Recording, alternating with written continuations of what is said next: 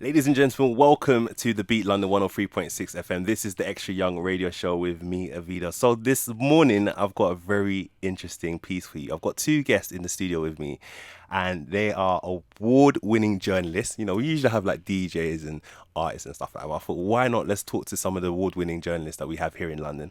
I have Emma Youle with us, and I have Nadine White as well. Good morning to you both. Morning. How are we? Lovely, yeah. Thank you for coming. You both are from the Hoffpost UK, and you've been covering a very interesting story that, for me, is one of the most important stories outside of the knife crime epidemic that's happening currently in London. I think this story is one to definitely touch on. But before we go there, let's hear a little bit about yourselves. Who wants to go first? Nadine just pointed at Emma. Okay, I'll go first. I'm Emma. I work for HuffPost as special correspondent. I'm an investigative journalist, so most of the stories that I work on require some digging or sort of deeper research, and we tend to try and pick stories that we think are important to tell. That aren't getting a platform somewhere else, or are about big issues of social justice or change, important stories to cover, really. My background is I worked before HuffPost for about 10 years in local news. So I covered North London for a while, actually. I worked for the Ham and High, and for a little done some stories as well for the Brent and Kilburn Times, also East London.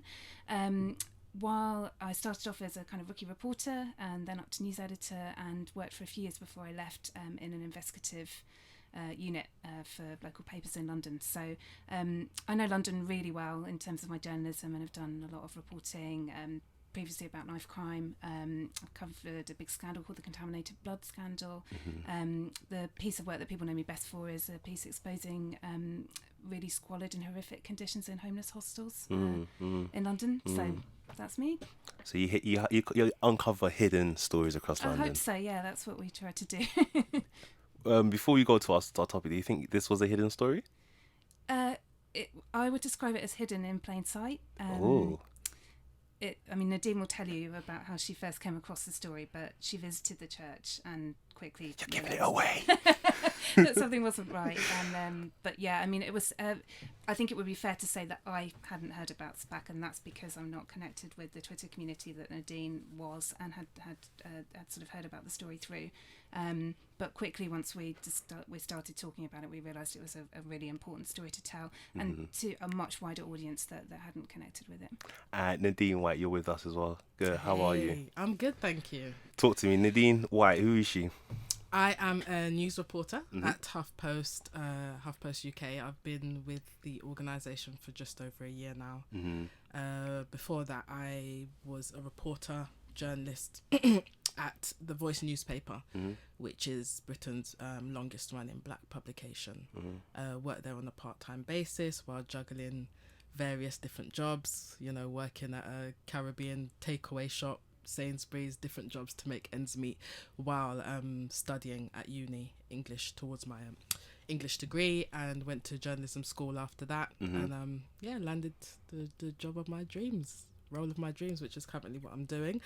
So at HuffPost, I focus on current affairs, but my specialist areas are race and social issues, and I'm all about amplifying the perspectives within the black community, because that's something that's really lacking at the moment.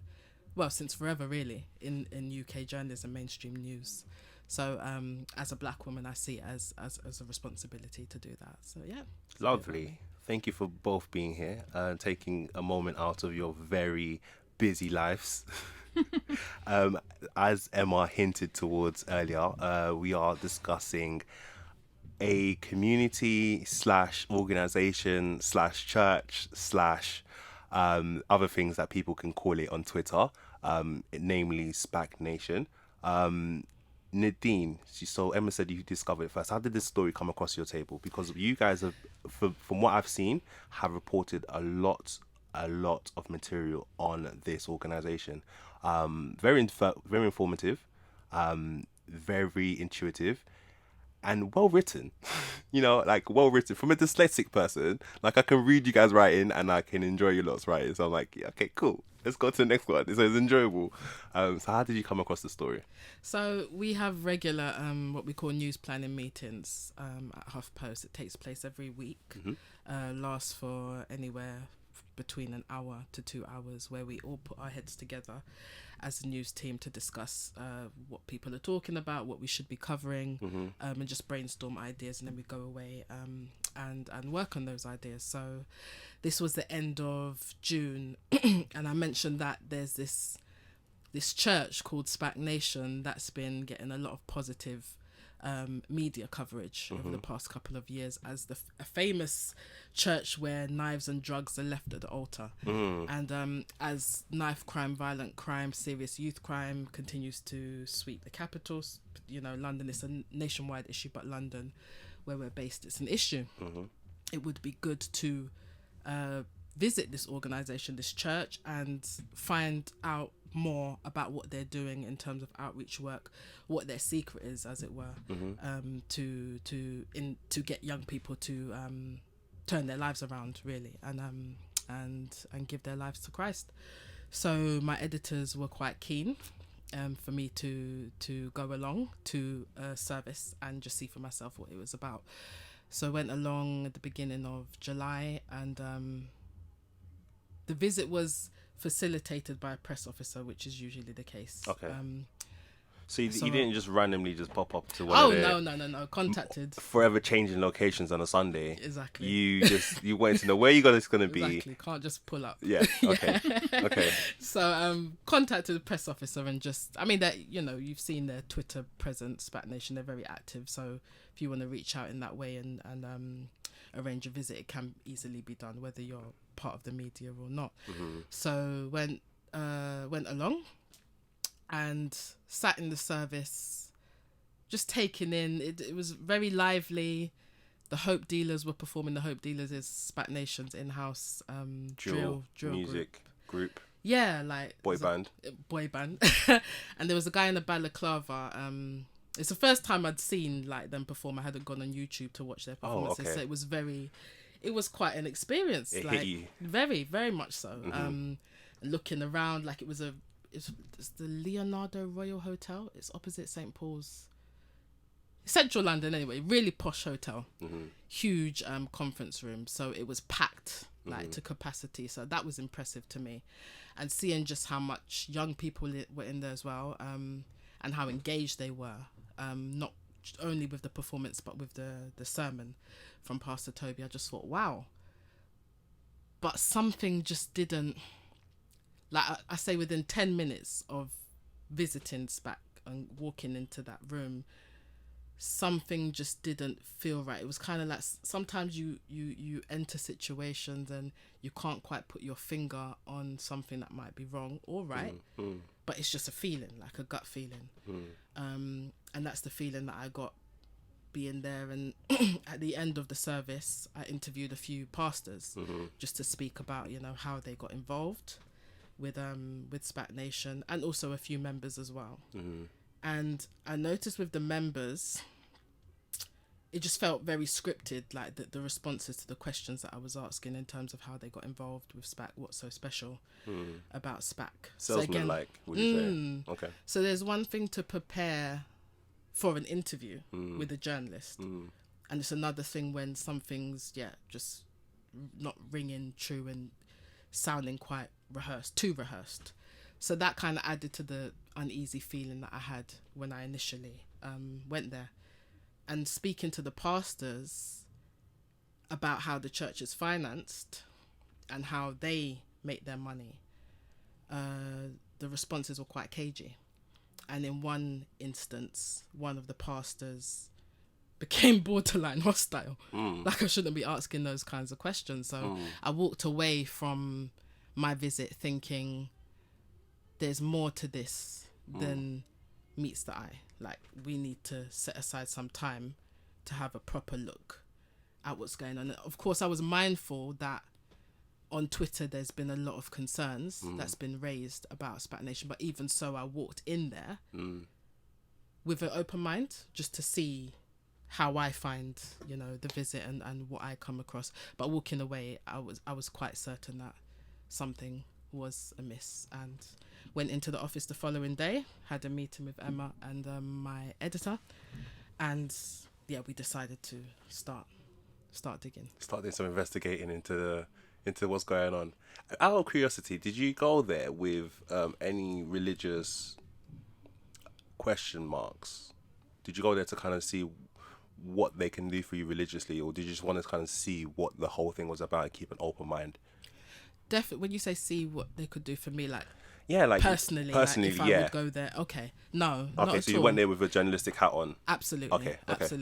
I mean, I grew up in a Christian household, Seventh-day Adventist, so the church environment isn't new to me at all, but I didn't go there seeking anything like personally, and I think that's, well, I went there in a journalistic capacity, but I think that's a difference between, say, myself and a lot of the people who become members of Spac Nation. From our understanding, a lot of the people are seeking like a new spiritual home, or a sense of belonging, or just a place to worship, as Christians. But yeah, I went there with my journalistic hat on, definitely. So you go back to Hoffpost UK headquarters, and you sit down with probably a cup of coffee with Emma, and you tell Emma something's not right there. Emma, what did you reply to and say? I really remember this meeting really vividly, because Nadine kind of told the story as she's just explained it now. Yeah. And I think the first thing you say is, you thought something wasn't right, so what did you think that was? And she said, the questions about money, they turned really hostile. And I just got the sense that something strange was going on. And she mentioned how much there'd been on Twitter with people talking, criticising the church, basically. So we all sat down and had a chat about this, and I think we all thought immediately that it needed some more digging, and we decided that we wanted to take another look. And there's a saying, particularly with investigative journalism, follow the money. So I think my initial thoughts were, there seems to be a lot of money involved with this church, and where's that coming from? We it was quite a quick meeting, Nadine, wasn't it? I think only about half an hour, and we went back to our desk, and I sat down and I just typed Spac Nation into Google, and it was about an hour before I lifted my head up again, because there was just so much to find. And I really remember quickly coming across some of the Periscope videos. Nadine had talked about these trap houses which Spac Nation have, which are sort of safe houses where the pastors live, and vulnerable young people are supposed to be offered a sort of safe haven from their leaving gang lifestyles to go and live there.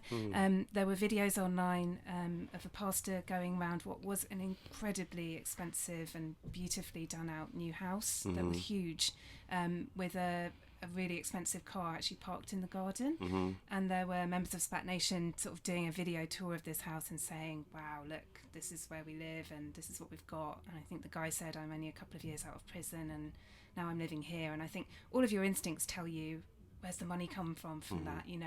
There might be a perfectly legitimate explanation. I think at the start we kind of almost hoped there would be, Nadine, didn't we? We had gone with the intention of wanting to tell the positive story that was in the press about this church, but there were certainly enough sort of warning signs there that we thought we need to go away and do some more work on this and see what we can find out. Without throwing a biblical term in there, but you guys did seek and you did find. So what was the first thing you lot found? I think we started, didn't we, trying to find people, and I think that's where you really get into a story like this. The church is its congregation, and it's its congregation that was talking about having problems and criticisms and in some cases making quite severe allegations about what had happened to them in Spac Nation. And there were one of two things that we could have done. One was just trying to go and follow the money and try and find the accounts and do a very complicated financial investigation, but they're really tough and very tricky to do and often end up with stuff that you can't publish for one reason or another. But people and their stories about what's happened to them are the most sort of compelling evidence, I think. And so Nadine, I think we said just go and see who you can find on Twitter, talk to people, see who you can get to speak to you about this. And there was a challenge, of course, with gaining people's trust. You're approaching them as a journalist, out of the blue. They don't know you, particularly in the cases where people have attended Spac Nation and been betrayed or exploited in one way or another. There's some trust issues generally with opening up to people about a particularly painful experience. Worse still, a journalist. You know, not being sure what the angle of the story is. There was a lot of work that went into building trust and reassuring people who I approached and Emma approached that we're the good guys, and you know our intention is to raise awareness about what's really going on beneath this veneer of respectability that Spac Nation has created with the help of, you know, parts of the media.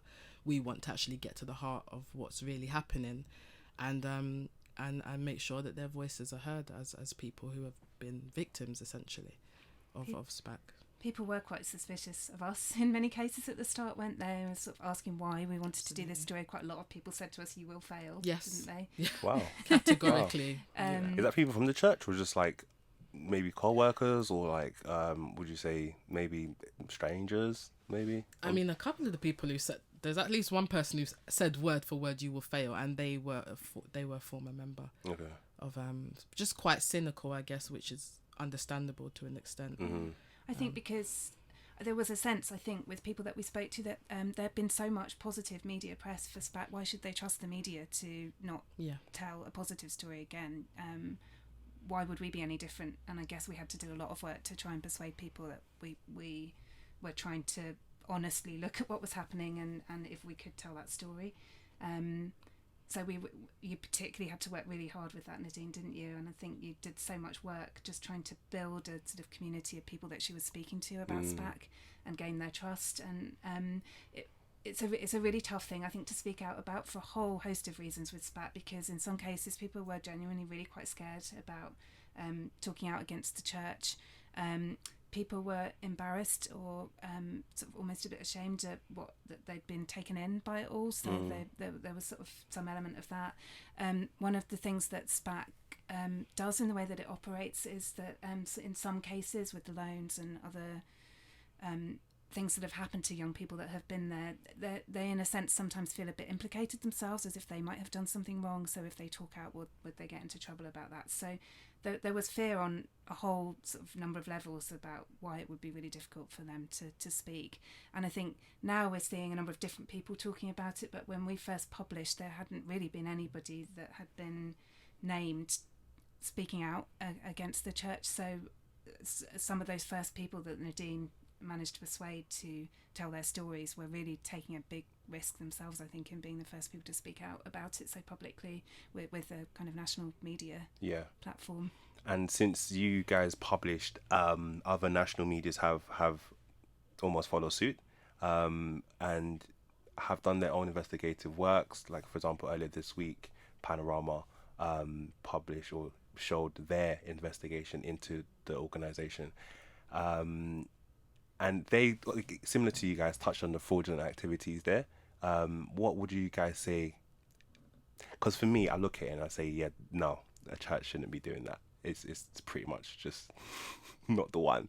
And especially some of the videos, like you mentioned on the Periscope, you get members and organisations and say, wow, they're telling people to effectively go and steal, word for word, like, I don't care how you go and get it, go and steal. So this word called seed, talk me through it.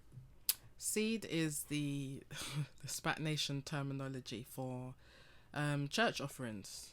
So, you know, you go to any other, a normal church, and you'll see that offering plate is passed, you know, from congregation member to congregation member. You throw in, or you go to the front and just like, you drop in 20p, 50p, £1, whatever you have. Whatever your mum just gives you on the spot. Wads of cash, exactly. Yeah, I can relate to that. So seed is a Spac Nation word for money that's given to the church. There's from what sources have said to us, there's no real transparency on what this seed money is being used for, or there's no consistent explanation. One person said that you get told from time to time that it might go towards funding the trap houses. You know, another time there was talk about seed money being raised to have so that Spac Nation could have its own building instead of moving from week to week. But there's no real explanation as to where this seed money goes. There's just an expectation that members give vast amounts of cash seed to pastors each week, and there are targets set for members. And when we say vast amount of cash, we're talking about over $750,000 on an annual basis in a year. So that's a lot of money. And they're making, I believe, members pump out like up to 1,000 a week. That's if they can, mentioned. or suggesting numbers and stuff like that. One of your stories as well, which is no one actually has touched on this at all, is the blood. Was it? You called it bleeding for seed? That story really did hit home. I read it and I was like, wow, okay, shut the book, close the door. What's going on here now? So yeah, please tell, what is bleed? So they bleed for seed. Effectively, everyone goes and donates blood to the NHS or give blood for free kind of thing, but they're not doing that, are they? No. So the allegations that we've heard, and a number of different people, ex-Spac members spoke to us about this, is that people were going to donate blood and were receiving money for that. And when we first heard about it, a couple of people have mentioned this term, bleeding for seed, to Nadine. That's really all we understood, but we were so confused because we know in the UK you can't get paid for donating blood to the NHS. So we were like, this doesn't sound right, but that can't be true, because how do you make money? But Nadine went away and had a look, and we did actually find that some medical trial companies will pay you for blood donations, so that it's only blood that's going towards the medical trial. It's not going into the general sort of NHS blood donor population. I think the NHS have been really clearly asked us to say that paid donations never happen, and this is nothing to do with that. But yeah, we were getting reports basically that people had gone to these trial companies and were giving blood, and some of the descriptions were there. We Spac use a lot of internal WhatsApp groups to communicate with their members that are sort of organised in different ways. We heard a report from one person that there was a picture at one point doing the rounds of a pastor actually sort of hooked up to the needles for the blood donation machine, sitting in a chair, giving blood, that was circulating on the groups. Other people were talking about, there was one of the trap houses where people would apparently meet and go to give blood for money before services, and then come back and have a service at the trap house linked to the church. But really crucially, they were also saying that once they'd given the blood for money, that they were giving that money back to the pastors or back to the church. That's where the seed element comes in. So I think we were just as shocked as everybody else when we first heard these allegations, and the fact that a church would be involved in any way in this alleged practice of people going to essentially sell their own blood for money to give to a church. I think that's an incredibly shocking allegation. But that is essentially what we were told was happening. So I think it really speaks to the pressure that young people in the church are feeling to find seed money to donate. It's just a really shocking example of one of the practices that was allegedly going on. And do we know where the money's going? All that we could say is that we're told it's being given to... So Spac is sort of organised in different levels, and the pastor is sort of the top level. There's a minister underneath. The junior levels coming in are called evangelists. At each stage, the money was being given to the person at the next level, so mostly to pastors. After that, we don't know, but the structure within the church that we've been told is that the money rises up through the levels. Hierarchy. Yeah. And it's not effectively... it's not traceable through like bank deposits, not all of it entirely. So by the time it kind of starts getting passed up, it's cash, right? That's what we don't know. There's certainly, if you go on social media, it's back. There's lots of videos of people with cash, isn't there, with red £50 notes. They're not hard to find. They've filed their charity commission accounts, and that's really the only information that's on the public record about what's happening with the finances to do with Spac. The charity commission has now launched a formal investigation into the church, and one of the concerns that they've raised is around money. They've said that they want that the concerned about the churches holding cash, and they want that money to be put into bank accounts, is one of the things that was announced on Friday last week. So there's very little on the public record about the money and how it all works, but certainly we were hearing about almost everyone that we've spoken to has talked about needing to give money in cash, haven't they? Yes, there's one source who said that recently members are encouraged to send money to pastors or their leaders' bank account, personal bank account that's not connected to the church in any way, which might make auditing cash or money transfers even more difficult. And some of these leaders have previous convictions of fraudulent activities. Not even a lifetime away, a couple years ago kind of thing. So these same skills are very much usable, I think. Is that fair to say, in what they have been doing now? I don't know. I think it's really difficult to say. It would come in handy. It would come in handy if you know. I would think. I mean, I think that's their background, isn't it? I think it's really difficult with Spac because the whole point of the church, their sort of professed aim, was to take people that have had gang backgrounds, have been affected by knife crimes, that might come from criminal past, that haven't had a chance socially for many different reasons, and to give them an opportunity to change and to grow and to make something of their lives. So the very tricky thing with the church is that the very reason that they were saying they were doing good work, which is that they offered these people a chance to change, means that you have a lot of people with that type of background in the church. So it's really tough. But yeah, I mean, I think you can't ignore the fact that some very serious allegations have been made against senior pastors who already in some cases have convictions for fraud offences. If we can, let's touch on the child safeguarding situation that is currently ongoing as we record this. They predominantly target youths, predominantly target under 18s, from what I understand, based on social media. Outside like chicken shops and stuff, or outside schools, I think, on one or two occasions. So where children are, mostly congregate effectively. And they invite them to come along to their services, and effectively from there kind of goes, from one of my sources, I've got sources, I have sources too. One of my sources made it quite clear to me that once she did join, she was being given materialistic things. Of course, she's going there for church, so she's enjoying a church that she can resonate with other people who are like-minded, who are of the same ethnic minority, who are of the same probably understanding and background and stuff like that. But she said she was being given things and given gifts that she couldn't afford, her family couldn't afford, but because she was coming and because she was doing things in and around the church, she was being offered things, and therefore it kind of put her in the good books. And not long after, being in the good books, she kind of effectively was, what's the word, ordained, promoted, or one of those words, to another level within the congregation. So for me, that was worrying to hear, because once she was promoted, she had to effectively was advised to cut off her family members. And when I say cut off, I mean like block on Instagram, Twitter, not make it easily accessible for her with other family members. Of course, she lives at home with her parents and stuff like that, but I'm going to church, mum.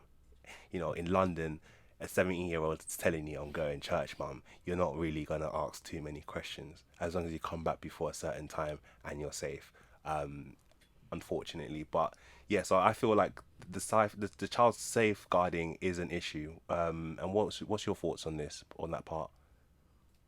I think there definitely are concerns, and very genuine concerns that I think are worthy of investigation. I think with certainly the trap houses, people do seem to be living there, quite young people in some instances. Trap standing for take, risk and prosper, I heard. Yeah. We've become really used to the term, haven't we? But it's, there are young people living in safe houses, which... if young people, particularly under 18s, are living anywhere, there would usually be a very high level of sort of safeguarding protocols that you would have to meet. the church says that it's not directly linked with these trap houses, that it's members themselves running them, that they're not directly Spac Nation trap houses, even though their own social media refers to them as our trap houses quite often. So I think there is a safeguarding issue there, and certainly it's something that we ask councils about, whether they'd had concerns raised. We know that some of the London councils which have sort of safeguarding leads had meetings about Spac, so there was a concern about that on the from the sort of council level. We uncovered some really worrying allegations about things that had happened in some of these trap houses. There was one alleged sexual assault that happened linked to a trap house. We uncovered in fact it was on Twitter, but we reported on a really worrying video where a pastor that's well known in Spac was apparently sort of almost belt whipping a member that was cowering in a corner whilst reciting a biblical verse. They later claimed that it was a joke, and that the guy that was in the corner was in on it. But it was a really disturbing video to watch, and I think just shows that there are young people in quite vulnerable situations, that it needs to be looked at. I think one of the things that people have been calling for since some of these allegations have become public is that there needs to be a proper safeguarding look at whether people living in these trap houses are properly protected and have the sort of safeguarding around them that they need. And in terms of like even duty of care, and how a lot of the young people who live in the trap houses are treated, there's a lot of concern around that. There's a pastor who regularly goes on Periscope, like other pastors within Spac Nation, to male or female? Female. Oh, her. Yes. You know. And she said in a couple of her videos that if the people who stay with her don't give money, give seed, they can leave, you know. And that was worrying to hear, and a lot of people have expressed concern, because trap houses are meant to be safe havens for at-risk young people who are in need. So to be told essentially that if you're not coughing up cash as seed for Spac Nation, then you're not welcome in the house.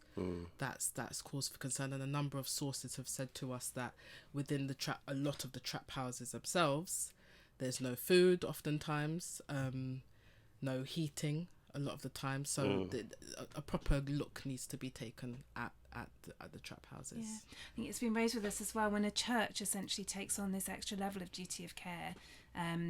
It gives the church a lot of influence over the young people that are living there. So you've talked about we definitely have been told on multiple occasions of people speaking about being asked to step away from their family and friends. Once you join Spac, it's all about Spac. It's other people in Spac. It's listening to the Periscopes every day. It's going to the services. Waking up at, another source told me she wakes up at like 7 a.m, 6 a.m in the morning, and jumps on a conference call. Yeah. To effectively people talking in tongues. Yeah. And there's the WhatsApp groups. I think they're encouraged that they have to keep on top praying in tongues, I think. All the messages in them. So it's sort of a constant stream of information coming from the church to them. And I think that creates a sort of lots of people talk about the family of Spac, and why they feel so heartbroken about what's happened is that they felt at the start that it was genuinely going to be a family. But when you're in a family, that gives a lot of control. And if somebody that you see to be your senior, your religious leader, or in some cases almost like a father figure, asks you to do something that you may not even be 100% comfortable with, but if you're worried that you're going to let them down, or that you're going to lose your house that you're living in because if you don't do the thing that you're being asked, I think that gives a certain level of control. Sounds like a gang. It sounds like something I can't say on the radio. It's a sad situation, isn't it? Why isn't it stopped yet? It's my big question. A lot of people want to know this as well, because as soon as your posts came up, your articles were shown, I'm like, okay, I'm expecting something to close ASAP. Fair enough, they move from one hotel or one conference room to another every week and keep everyone on their toes. But still, you can effectively turn up and just say, no, this ain't happening today. Do you know what I mean? Like, legal authorities can say this ain't happening today.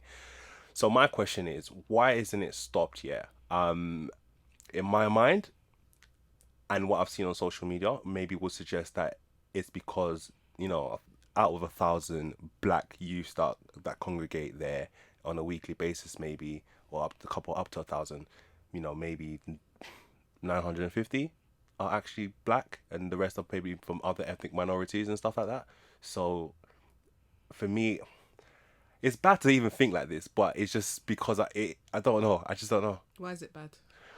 Because I would like to think that we're living in a society right now in the UK that is not only in London, that's multicultural, but people are, I feel like in London, especially after the elections, we saw what kind of political stance London has compared to the rest of the UK, and in my opinion, London is very diverse. So you have different people working in different departments that can potentially step in and support stuff like this from progressing any further.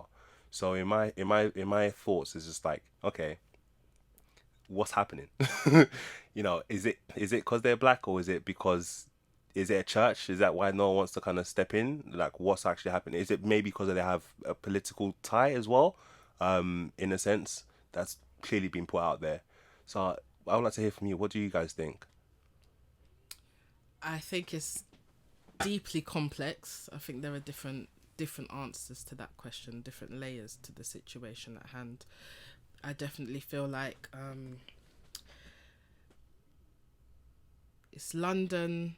We live in the UK. We see from day to day different examples of black people facing systemic disadvantages. If you look at the Windrush scandal as one example, the fact that black school kids are 3 times more likely to be permanently excluded from school than their white counterparts. There's just so many different examples that I could give. So I've seen arguments put forward time and time again on social media, particularly Twitter, that the situation with Spac was able to escalate to where it is now and go on for so long kind of undetected and not being called out by the authorities because it's a predominantly black church. And I think there is some truth in that.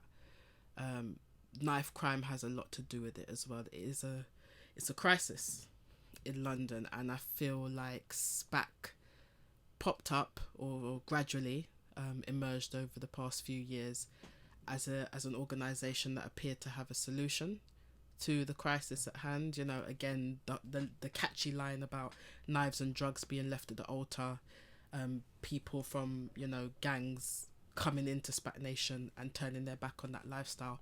They boasted about having a really effective outreach program, and they seem to be doing something to tackle knife crime and violent crime and appealing to the youths in a way that that the authorities have failed to do for one reason or another. And so I do believe that there was an element of, okay, Spac Nation know what they're doing, they seem to have the situation under control, or they're addressing it, leave them to it over there. But in saying that, I do believe that there was an element of could be dodgy, leave them to it, leave the black church to do their thing, or leave the young black kids from impoverished areas and broken homes for the most part to wallow in their own mess. And that is a sad reality. It's a harsh reality, but it's reality nonetheless. I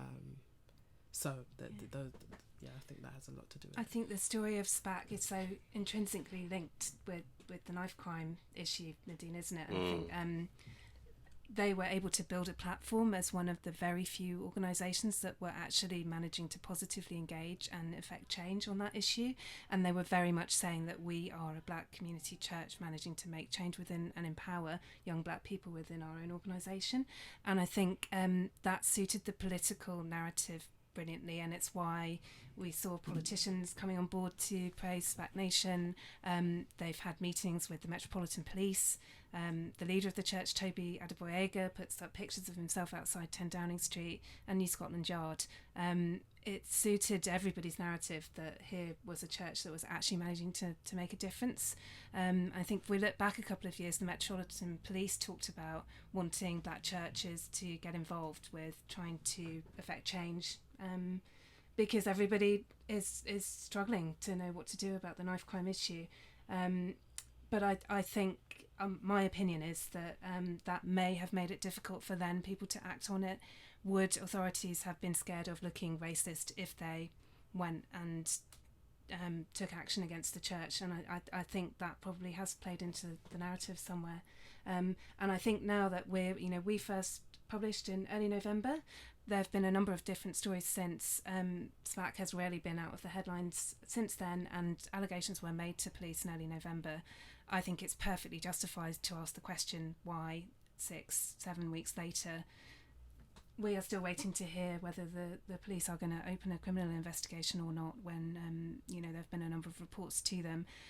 MPs that we've spoken to, there's an MP called Steve Reed who's done quite a lot of work around Spac, has asked himself, we cannot now say that the authorities don't know what's going on. Why hasn't there been action? Is this because it is a church of young black people who come from impoverished areas in many cases? I think there's certainly a sense amongst members, Nadine, that have left, isn't it, that that race is playing into some of that. Absolutely. It's been said to me a number of times that if this were a church full of predominantly white young people, then authorities would have been quicker to swoop down on it and take action. And it makes you wonder. Where do we go from here? Where does all of us, I think, effectively having our different platform and voices, go from here in terms of supporting? Because I do have my source, the one I mentioned earlier, the first one. I got two of them. She's having a hard time leaving. She is in the WhatsApp groups. She does join on the conference calls in the morning. She is in a position of influence within the organization. She has a mentor and she has mentees. So she's in there. She's right in the midst in there. I like I was saying to you guys off air, I don't want to be the person that tells someone what to do, especially with their life. But big but, if you're having issues with what you're doing and it's affecting your life or livelihood, you need to kind of ask serious questions and make serious actions. So how would you suggest to members or someone like my source going through, or maybe there right now, what would you suggest to them? Emma's looking at Nadine. Nadine's looking at effing air. I would say read the stories, watch the panorama, think about your situation, ring your friends or your family that you haven't spoken to for a while because you've been so involved with Spac. Go back to those people that you trust and have the conversation. Am I doing the right thing? Do I still want to be a member of this church? There's a lot of information in the public domain now from a lot of different sources, and I just encourage people to read that and try to get help from people that they trust if they feel they need it. I was going to say, my advice would be... My source is in debt as well, by the way. She's in debt? She's in debt as well. Wow. Yeah. Okay. I'll get to that. That would be interesting. If you can help her with that, that'll be great. Yeah. I was gonna say that my advice would be to read the stories, watch the panorama, watch our mini documentary that we put together a few weeks back as well. But look around you, like within Spac Nation. Observe the behaviours. Listen to people around who are close to her in the church. And make a judgment call. Does this feel right? Is this right? And if the answer's no, then it's easier said than done. But think about leaving. One thing that I've taken away from working on this investigation alongside Emma is just how important it is to listen, to follow your gut feeling and listen to that voice. And we all have it. We all have intuition as to whether we choose to act on it or follow it or not. But 9 times out of 10, it leads you down the right path.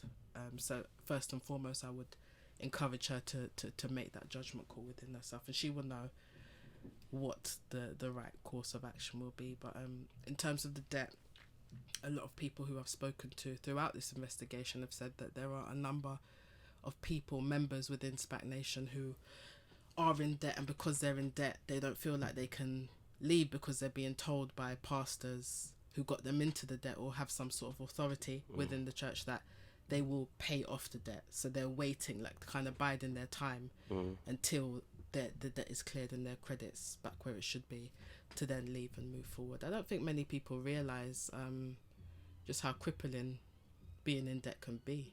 Being in debt is, sorry. I really, my heart goes out to your friend. I'd like to discuss that more off air with you. She's trying. I think it's important to say as well, some of the people that we've spoken to, if you think that you've been a victim of fraud, if you have any proof of that, letters from a loan company telling you about a loan that's been taken out in your name that you didn't know about, you can make reports to those loan companies. We've seen other people that we've spoken to have done that. It may not always result in something happening, but it might be worth a try. And I think I would also say, if you feel that you've been a victim of fraud, you know, the police is always an option as well. There have been reports, other people have been, the police tell us that they are looking at this information at the moment.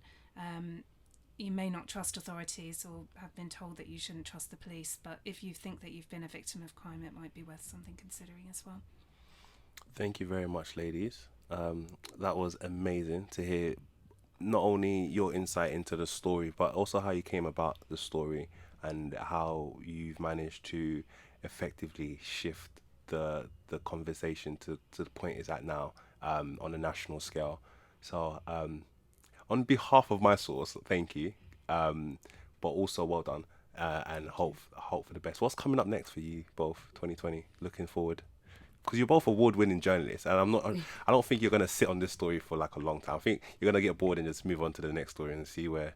Yeah, for me, wherever there's injustice and wherever there's black people who you know who are going through not necessarily bad things, but wherever there's black people, that's where, like, specifically, that's where I'll be. Yeah, Nadine has having already done some incredible work around raising black people's voices in this election, and what it means to them to have the government that we've just had voted in.